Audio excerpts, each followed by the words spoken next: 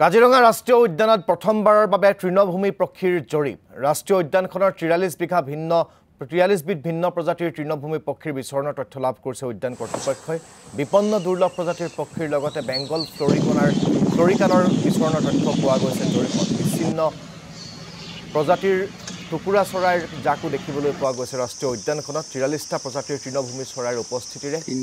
কাজিৰঙা দেশৰ ভিতৰতে অন্যতম বুলি প্ৰতিবেদনত প্ৰকাশ পাইছে উত্তৰ-পূব ভাৰতৰ বন্যপ্ৰাণী সংৰক্ষণৰ গুৰুত্বপূৰ্ণ পদক্ষেপ হিচাপে কাজিৰঙা ৰাষ্ট্ৰীয় উদ্যানৰ ব্যাঘ্ৰ সংৰক্ষিত বনাঞ্চলে আনুষ্ঠানিকভাৱে প্ৰথমবাৰৰ বাবে তৃণভূমিত বসবাস কৰা চৰাইৰ বিভাগীয় প্ৰতিবেদন প্ৰকাশ কৰিবলৈ সক্ষম হৈছে এই প্ৰতিবেদনত কাজিৰঙাৰ